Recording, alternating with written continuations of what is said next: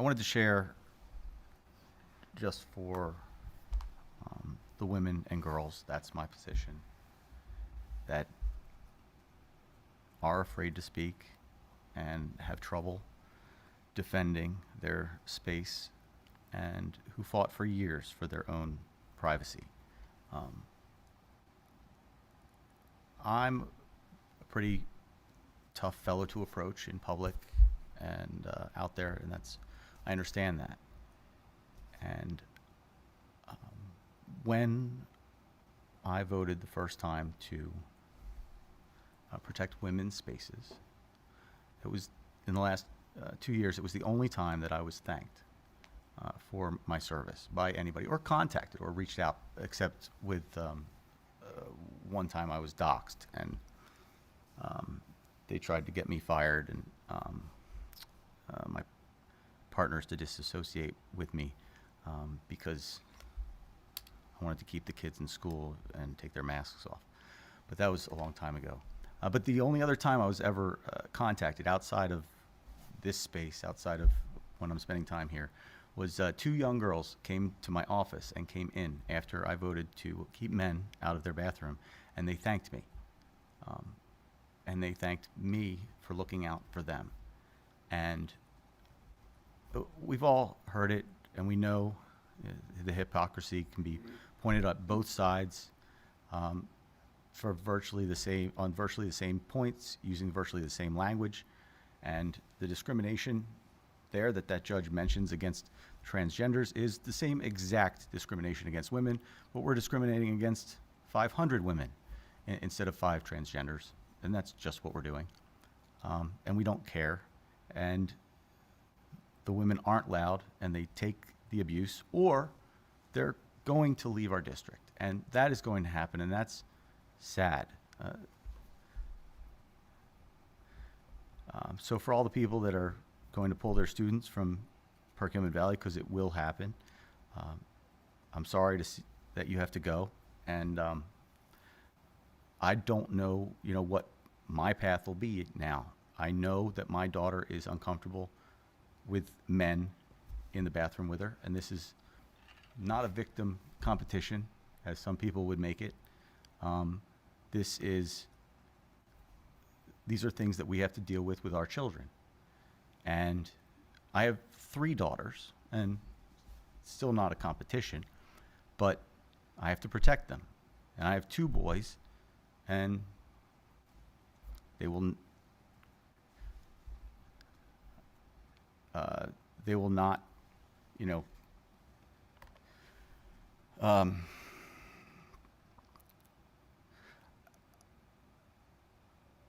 I have this debate again and again and again, and I wanted to express, in terms of being civil, it seems like we're, the ball being kicked back and forth across the aisle, and because regulations come down from on high, and they still aren't clear. They still aren't clear, and is that intentional? They don't give you direction. They don't give us direction. Title IX actually says, and has always said, that discrimination in the bathroom is allowed.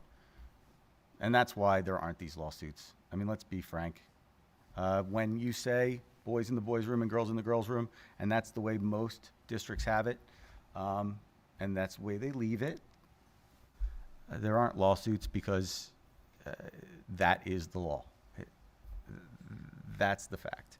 And it hasn't been decided. We don't know what the Third Circuit would do. And they might go the other way. That's true. And then if the Supreme Court takes it, they might overturn it. So let me get to what I want to say, is that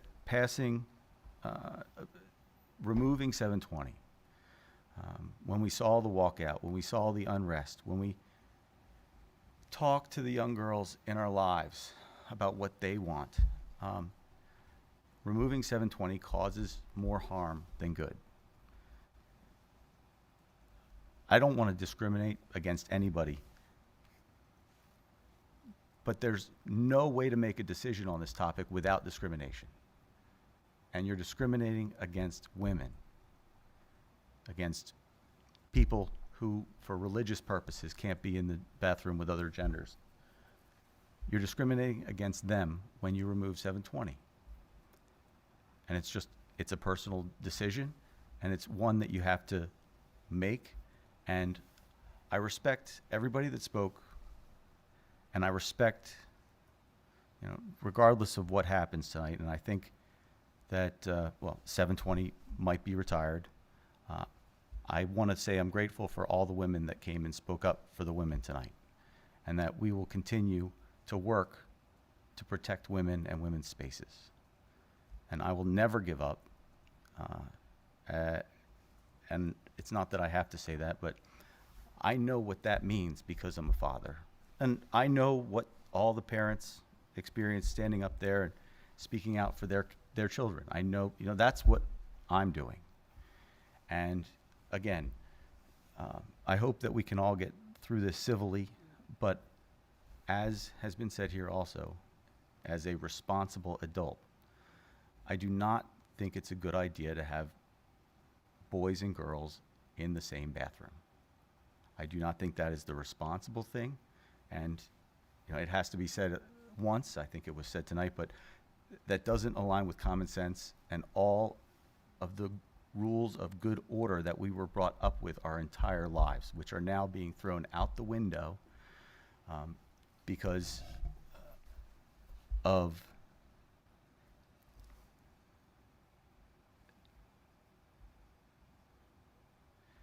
an issue with definitions. Definitions that contradict basic biology and things that we cannot change about ourselves and about our world, although some people would like to, and that's fine. But these are things that we cannot change, and I don't want to cause any grief for the administration, but we heard from feet on the ground that removing 720 may cause more problems and more unrest for the students.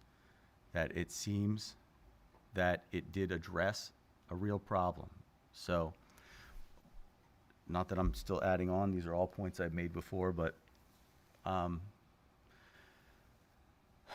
the reason why we have 720, the board is empowered to make policy where they see it is appropriate, is because unbeknownst to the board, the administration was allowing intergender spaces. And we weren't made aware of that 5 years ago publicly when it happened. It was never disclosed in public meetings to the parents. It was never disclosed to the board when they were elected 2 years ago. And I also asked several times if there were any boys going in the girls' bathrooms and if there were any issues with that. And we were blind. The board was blindsided with the revelation that girls were being allowed into boys' spaces and boys were being allowed into girls' spaces. And in not knowing that that had been happening, in believing that for the last 70 years, the school district had maintained girls' spaces as girls only and boys' spaces as boys only, it came as quite a surprise to some of us who have lived here. Now, I'm not 70 years old, but I've been here and in the school district for 47. And I never thought that, and no one ever disclosed to me that it was anything other than girls in girls' rooms and boys in boys' rooms. And not to be overly,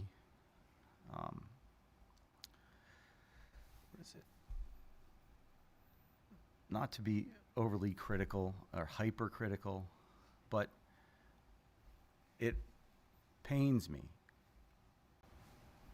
And I know a lot of people out here, when you walk down the hall and you see a sign that says girls, and you know that on Wednesday, when the schools open again, it's not going to be a girls' room. I don't think those signs should be up there, boys and girls anymore, if they're not boys and girls rooms. And I've also mentioned, it's not admitting anything. It would be nice if everybody could have an individual bathroom. If we had $100 million to spend to retrofit everything, perhaps that could work out, although it would probably go way beyond that with locker rooms and whatnot. It seems crazy to me that you support the trans agenda in bathrooms but not in locker rooms, that you support it in bathrooms but not in sports. You either support it or you don't. If you accept it at all, you have to accept it 100%, because if you accept that ideology and want to push it on the world, a trans woman is a woman, and there is no exception. It doesn't matter if you think your girl would be offended to change next to a girl with a penis in the locker room. That girl with a penis is a girl, and you are not allowed to question that. So I cannot understand what you're doing. I mean, I do understand it. I understand that you are torn by a small faction in the Democrat Party telling you that this is what you have to do, and you don't want to sacrifice your daughters. You don't. I don't, and I won't. Thank you, That's Mr. all. Keenan. I appreciate, genuinely. I do believe that your feelings are sincere, so I appreciate you sharing that with us. And Mr. McKinney? Mr. Keenan, I also appreciate your quiet passion on this subject. Something you stated when you began talking, and maybe this was just a slight thing. You said, it's not a contest about victimization, and you looked at me. I don't know if that was meant or that was just accidental, but let's understand something. I'm not a victim.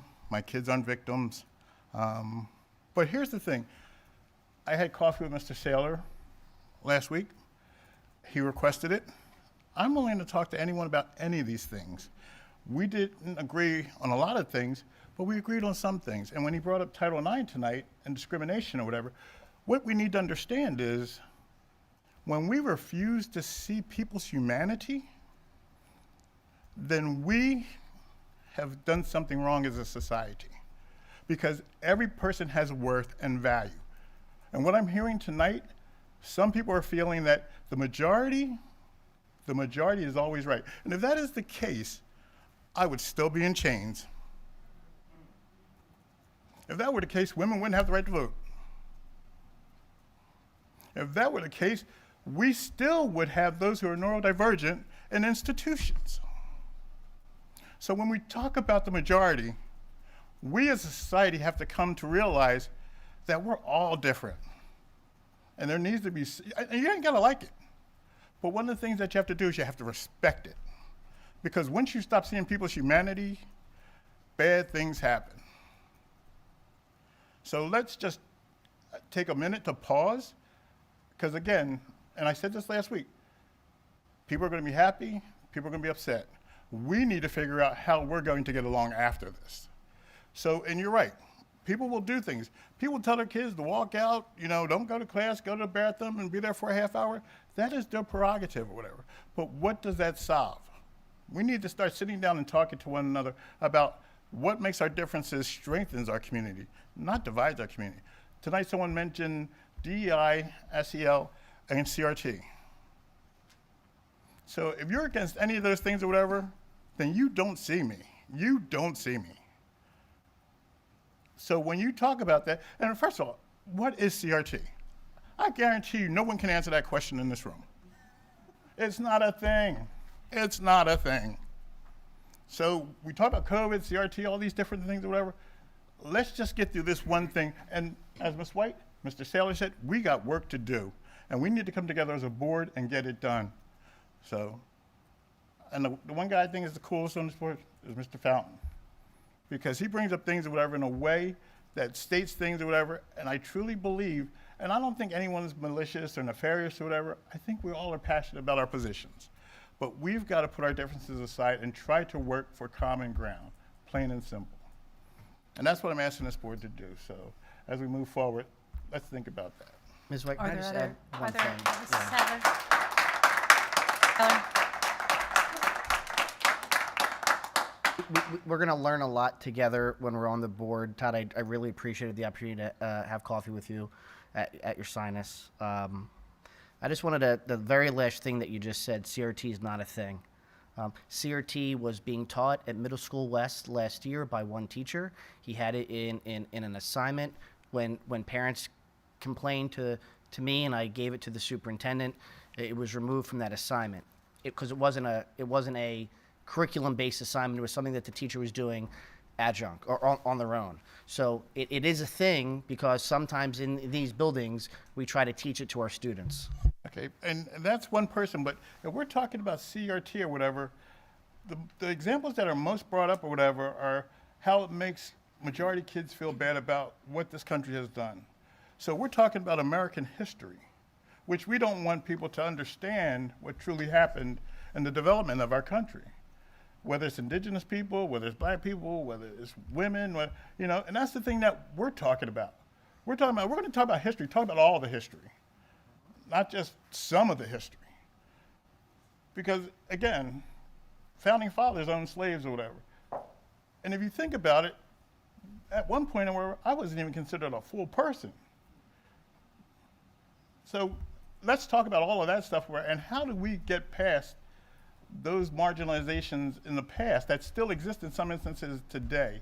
So as long as people are being still marginalized or whatever, we've got issues and problems that we need to work on. So but again, if you want to talk about CRT in regards to systematic racism, systematic misogynistic, then yes, there is a thing.